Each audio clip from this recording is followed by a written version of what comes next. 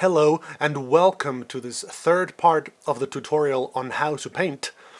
So here we have our most recent painting done on paper, done with acrylics with water dissolved paint, cheap, that we can find anywhere at any stationery shop.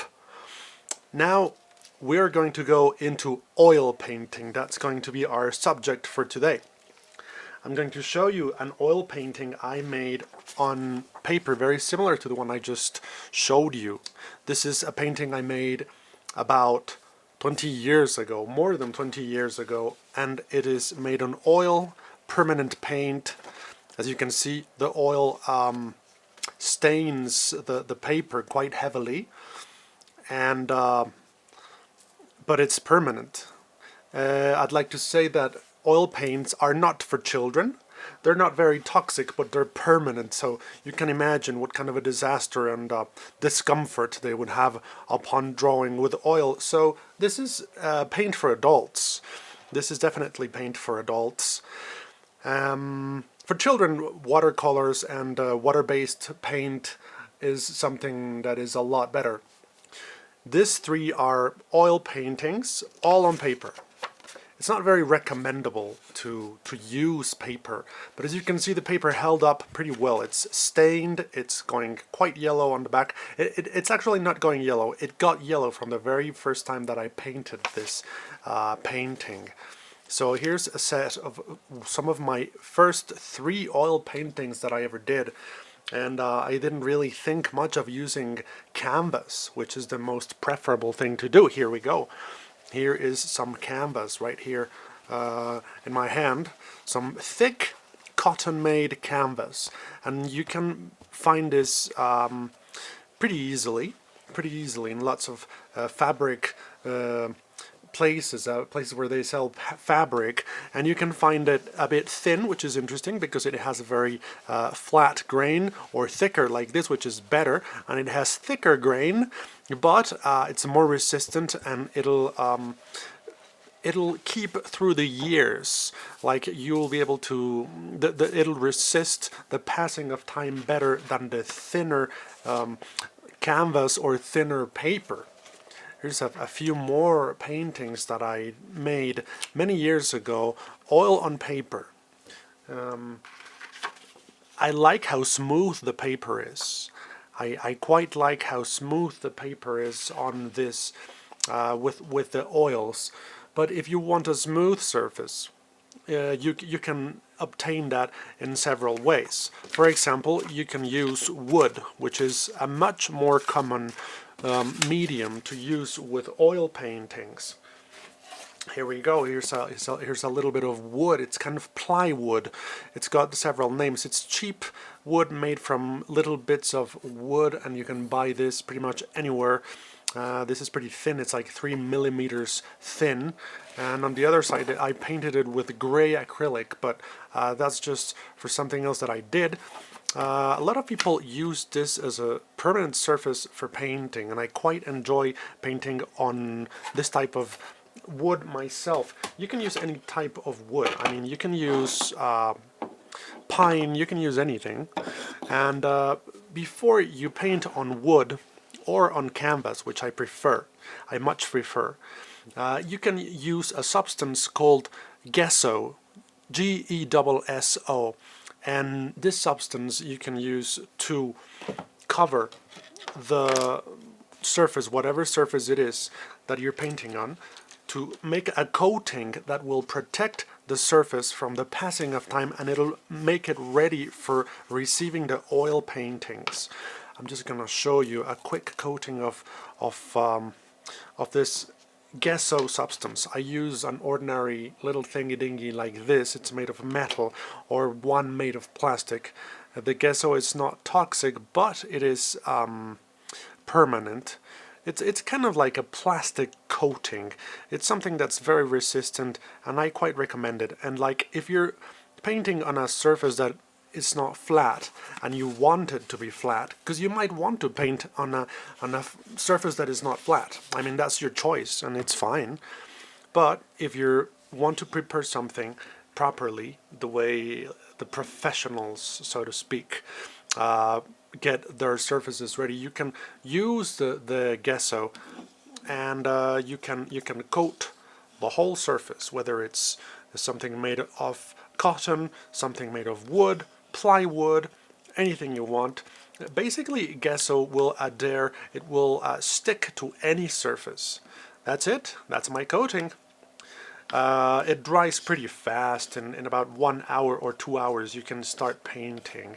It's gonna look dry in 30 minutes. There we go. It's as easy as that. You can just apply and get your surface ready. I use 3 layers of gesso. I let it dry, then I apply the gesso again, and then I let it dry again, and I apply another coat of gesso.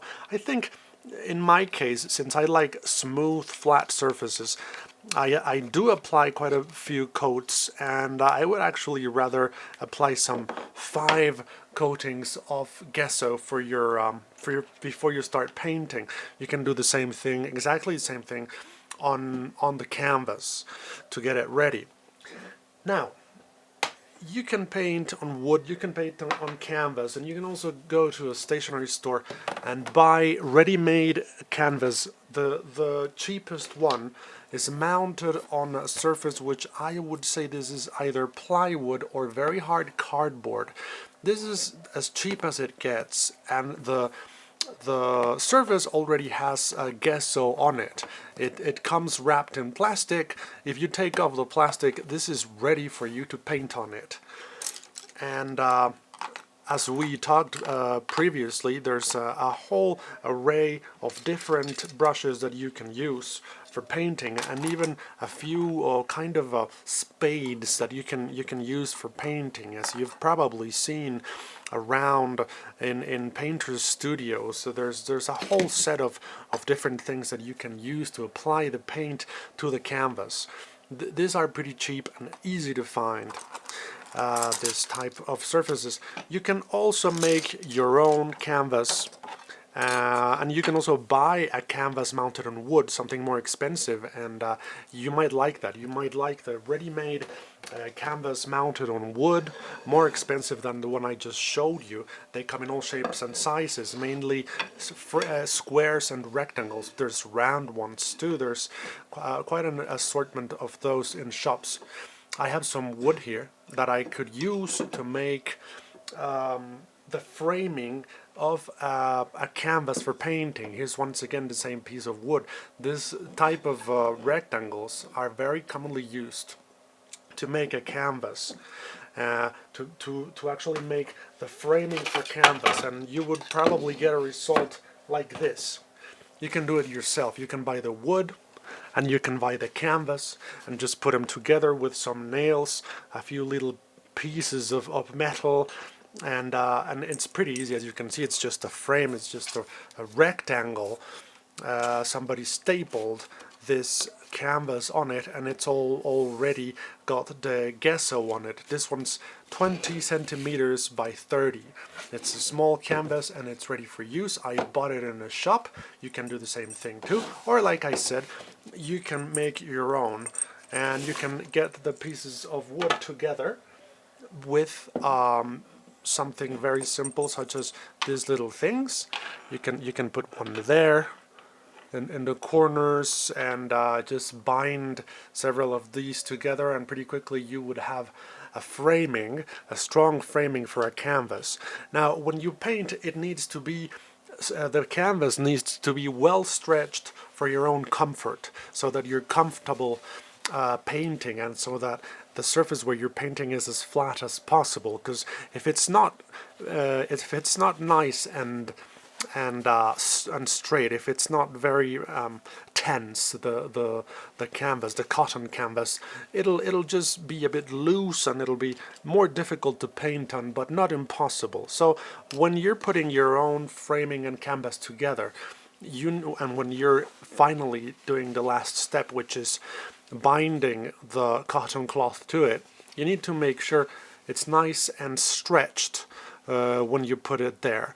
You can pull it, or you can use several other techniques. There's a few professional tools for doing this.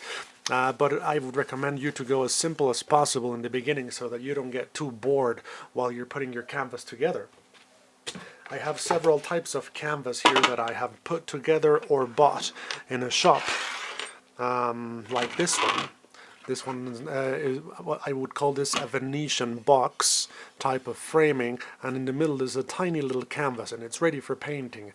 And in the end, I can paint the Venetian box any color I want. This is all pretty inexpensive wood for the back, and it's just pine wood for the side of the Venetian box, and in here it's also pine wood inside and a little bit of canvas with gesso on it. It's once again cotton cloth.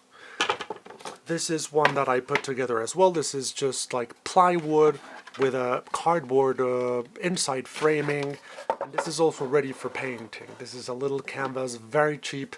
I just glued the cardboard to the back like this. I made a little structure here. You can make it stronger than that. You can put other things like this here, one in the middle, whatever you want, just to make it stronger, to make it hold. I made framing. I made a canvas ready for painting, which is this one, and instead of white gesso, I applied black gesso. You can also find black gesso if you prefer painting over a black surface that is ready and resistant for painting. And I have a painting that I was making on this type of cheap wood. It's cheap, but it's much more resistant than cardboard. It's resistant in time. It's resistant to the oil, especially if you use the gesso, of course. Here's another one. And that's it. I have one where I have already started painting, such as this one. This is all got dry oil paint on it, but I'm still going to paint further. This is just an abstract painting in this case, but I'm going to further the detail on it, and I'm going to make something on it. I just wanted you to see what you can get with permanent color applied to the cotton surface. So when you go out and buy your oil color, I would recommend that you get, first of all, oil colors that are cheap. I have some right here that are very nice, but they are inexpensive. As you will see, you'll find very expensive paint as well, but I would recommend to start with an assortment of oil paint that is not very expensive, but that is nice, like this one. Yellow, brown, white, etc. There's a nice assortment of colors here in this small package. And the color that most people end up using a lot is the color white. So I would recommend that you get yourself a lot of more of white color, a lot more than the other colors. And finally, here's some a small assortment of cheap brushes that I have found here and there. I have never used expensive brushes. I have found no use for them. You probably will, I don't know. But mostly, since I use so many brushes, I buy them cheap. I just take care of the shape. I use mostly flat brushes or brushes that have like a tip like this, a round, tiny round tip. And then smaller brushes, bigger brushes, all in the same shapes. Those are the brushes that I like. I have a few big ones, but I rarely ever use them. The biggest brushes I use, I think, are about this big, with a surface like this, a tip like that. Now, you will find that there are a lot of things that you can dissolve the oil paint with, but I would strongly recommend never to use those things to dissolve the paint, because they are very poisonous materials. They're very strong. Like turpentine, I hate turpentine. I don't like it. It smells very strong. It feels really bad even if you don't touch it. I'm just very weary of that. So a lot of painters use turpentine. I would recommend not to use that or any other thing to dissolve the paint. Some people also like to use linseed oil to make the paint thicker. I don't like to use that at all. I prefer to use only paint, and I just put it somewhere and I start mixing my colors. That's my palette, and I just start mixing white with blue, with red, with green, whatever. I just think of the colors that I want, and I start putting them in order here in this kind of chaotic surface on my palette, and then from here it goes on the canvas where I am painting. I have not used paper for a very long time. I prefer the canvas. I use wood, but I prefer the canvas as well. For some reason, it's my favorite surface. So I recommend not to dissolve the paint at all. So I'm going to show you a few paintings that I made on wood. Once again, here's one. Here's another one. I like how smooth wood is. I like that it's so very smooth. And here's some noses that I painted over the years. I got obsessed a few times with noses, and I started painting nothing but noses on little bits of wood like this. So I like the level of detail that you can get on a smooth surface. It gets more photographical when you draw on a smooth surface. This one here is really a painting I made, which is kind of like a photography I made with my hands. I was looking at a person and I drew that person's nose from reality. The level of reality that you can apply to your paintings is completely up to you. You might like something very unreal, you might like something very photographical. Here's another tiny little painting I made a very long time ago with oil on canvas. And here's a vid of that, a little bit of that, of the fabric that you can use. There's some white fabric and here's some black fabric. They're both made of cotton and they're very good for painting. And now I am going to show you how I can make a painting with oil on this canvas right here. You already know how to paint. If you've done the acrylics painting, you can move into oil very easily. You just need a spot in your house where you can put your painting to dry, because it takes at least 5 days for oil to dry. The cheaper the paints that you use, the faster your canvas will dry with fresh oil. And then if you use very expensive oils, it'll take longer. The more refined the oils that you use for your painting, the longer it'll take for the painting to dry. So you just need to be patient with that. You definitely need a place where nobody will touch the painting, because when the clothes get stained with the paint, when anything gets stained with oil painting, the marks become permanent. Oil is permanent, and so if somebody is very touchy about their clothes, they're not gonna like it if they get their clothes all dirty. And if you get it on your skin, it is not toxic, but it is very difficult to take off from your skin. Here we go. I would advise that you go crazy on your canvas, go very free on your canvas, and I would apply the same principle, which would be that you're basically drawing with a brush. You can paint anything you want. You can make your stick figurine, which by now should be a bit more advanced. I'm making a person looking sideways, and this person is just standing here looking to the side with a little bit of hair. I'm gonna make a horizon here, but guess what? I think it's too low as a horizon, so I'm gonna make another horizon here. I'm gonna make my lines of perspective because I like seeing them. I kind of get a kick out of seeing horizon perspective lines. There we go. Let's apply some perspective lines to give this painting some dimension. And for some reason I kind of love wooden floors, or floors with lines. I kind of like floor tiles and all that. So here we go. Here's our surface. Let's paint a tree, a tiny little tree there, a little rascal of a tree, and let's make those branches reach out a little bit into the skies.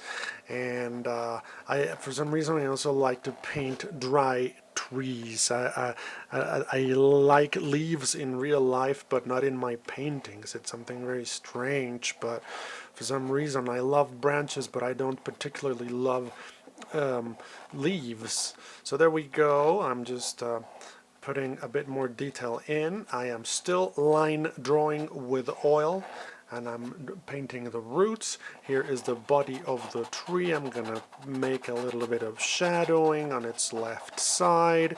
So I'm gonna make a little bit shadowing on the left side of the man as well. And still, I have to tell you, when I paint my fantasy paintings, I don't really care much about where the shadow is or the sun. But in this occasion, whoops, I dropped my brush. I'm gonna make a sun right here, and it's gonna be shining out like that. And I'm gonna make the shadow of a man right behind him, just like that. And I am going to make the shadow of the tree as well. I'm going to paint it right there.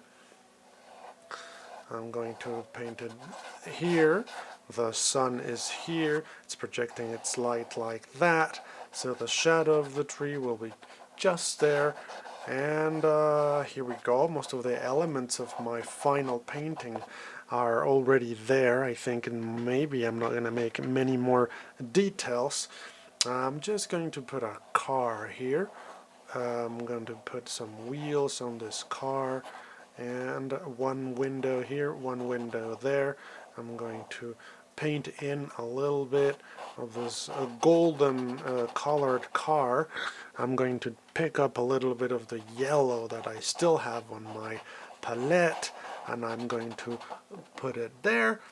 And there we go, there is my car.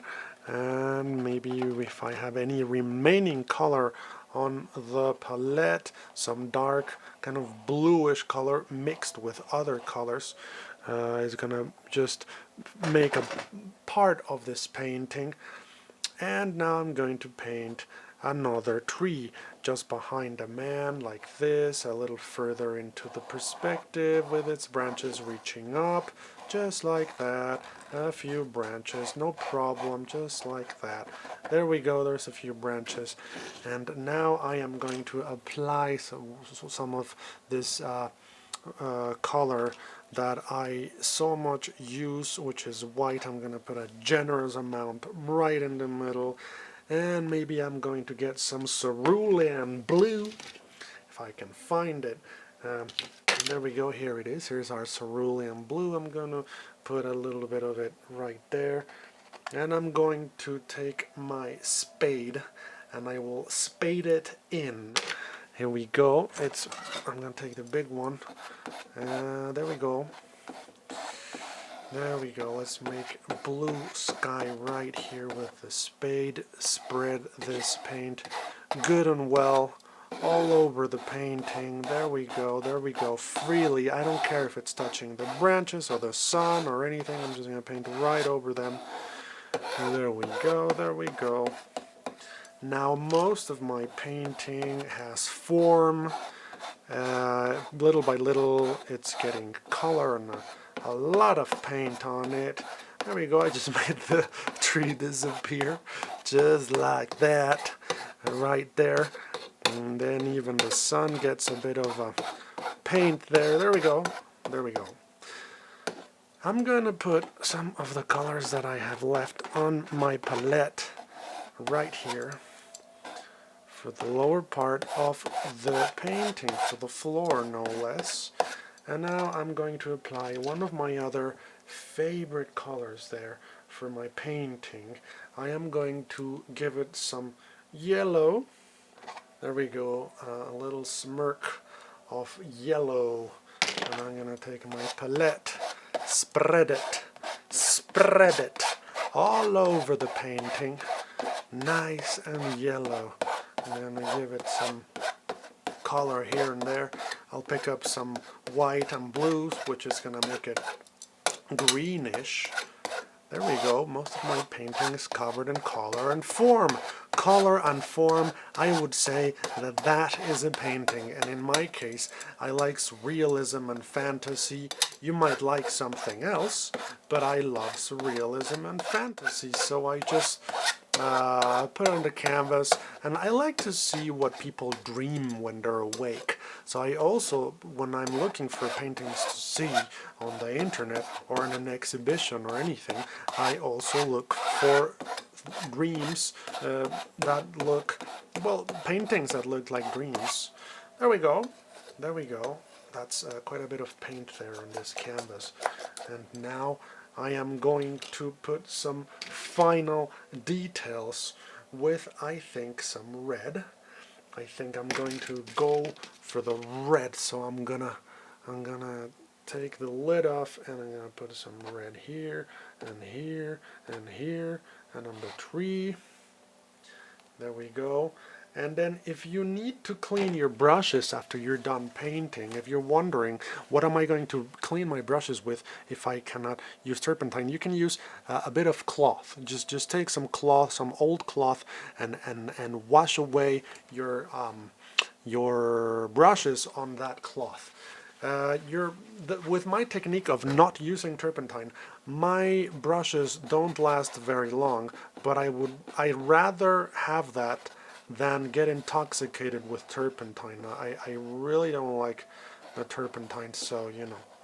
So here I make more form for our main character, for the car, and for the tree. There we go. Once again, I'm gonna give that tree some color. And these colors, as you can see there, each time they touch another color, they mix. The color changes. And, well, there we go. Basically, that is my little simple painting that I just made now to demonstrate the painting, the technique of oil on canvas. There we go. There we go. We have now a small painting of a man, a car, a tree, the sky, and the wooden floor on the ground. So, this is oil on canvas. This is how you can paint oil on canvas. It's just as simple as that. Now all you need to do is find that spot in your house where you're going to put your painting to dry, where there's no problem, where you know that no one is going to disturb the painting, where you know that the painting will not disturb anyone. You can put a nail on the wall and hang it, but in a place where you know that nobody will touch it, because you don't want them to get the paint all over their fingers and get upset because the paint is very hard to get off their fingers or their clothes. Well, thank you very much for watching this tutorial. You are now painting oil on canvas. This painting at the most in 5 days you can check if it's dry. If it's not dry, you can just wait a few days more and it'll be dry. And one of the cool things about canvas is that, and oil, is that if you want to continue the painting tomorrow, if this is just one session, but tomorrow you want to paint a few more details in it, you can do so, because this is still going to be wet tomorrow, and there are some effects that you can get from painting on a wet canvas with oil that has not yet gotten dry. And I quite enjoy that myself. Some people don't like that, that's why they prefer acrylics or watercolor, but I really like it that it takes so long for the oil to dry on the canvas. Thank you very much for watching. This is your first step on oil on canvas. Please make as many paintings as you like with this technique. It's my favorite, and I would very much look very much forward to see your paintings. I'd really like to see your new paintings. Thank you very much for watching.